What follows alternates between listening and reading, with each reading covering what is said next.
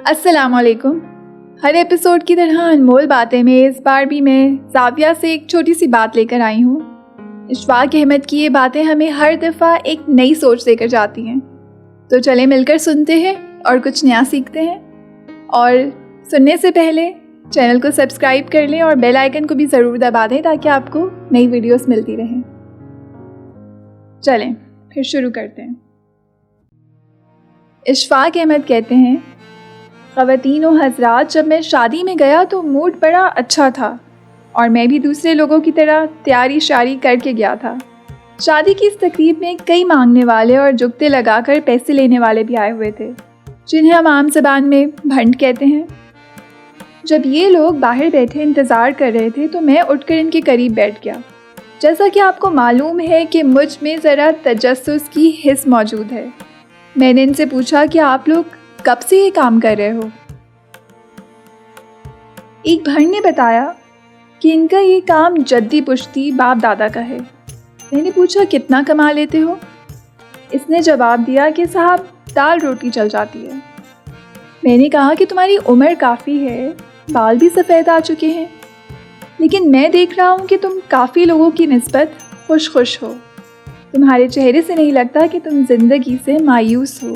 کیا یہ مصنوعی ہے؟ اب اس کی یہ بات سننے والی ہے. وہ بولا، صاحب جی، ہنس کر یا رو کر زندگی تو گزارنی ہے. اگر روئیں گے تب بھی گزرے گی، ہنسیں گے تب بھی. اگر اس نے اپنی مرضی سے ہی گزرنا ہے تو پھر رونا کس بات کا؟ خواتین و حضرات، اس کی بات سن کر مجھے لگا کہ یہ میرے سمیت ان لاکھوں لوگوں سے خوش قسمت ہے جو سب کچھ ہوتے ہوئے بھی کچھ نہ ملنے کا روگ لیے بیٹھے رہتے ہیں. اب مجھے وہ پہلے سے زیادہ اچھا لگنے لگا تھا. میں نے کہا، تمہارے کتنے بچے ہیں؟ وہ کہنے لگا، صاحب اللہ جنت نصیب کرے، بیوی فوت ہو چکی ہے، 2 بیٹے ہیں، ان کی شادی ہو چکی ہے اور وہ بھی اسی پیشے سے منسلک ہیں.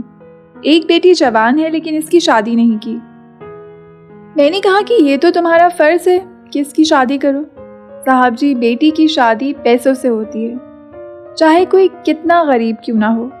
اس سے جہیز مانگا جاتا ہے، لیکن صاحب جی میں پھر بھی خدا کے گھر سے مایوس نہیں. اس کی شادی بھی خدا نے چاہا تو ہو ہی جائے گی. میرا خدا پر بھروسہ ہے. میں اس کی بات سن کر روحاسا سا ہو گیا اور اپنے ہی آپ پر کڑنے لگا کہ وہ شخص جو نہ MA پاس تھا اور نہ ہی اس نے کسی یونیورسٹی سے ڈگری لے رکھی تھی، اس کا اپنے خدا پر کس قدر ایمان اور یقین پختہ تھا. اور میں جو ہوں، دنیا جہاں کی کتابیں پڑھ کر بھی اس سے انتہائی پس درجے پر ہوں.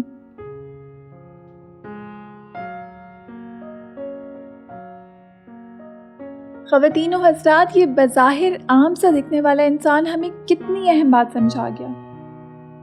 اگر خوش رہنا چاہتے ہو تو اس کا صرف اور صرف ایک ہی حل ہے، اللہ پر مکمل بھروسہ. اور یہ بھروسہ صرف لفظی نہ ہو بلکہ آپ کے عمل سے ظاہر ہوتا ہو. پھر لوگ آپ سے خود پوچھیں گے، تم اتنے مطمئن اور خوش کیسے نظر آتے ہو؟ ملتے ہیں پھر اگلی ویڈیو میں نئے الفاظ کے ساتھ. میں ہوں مائک والی خاتون.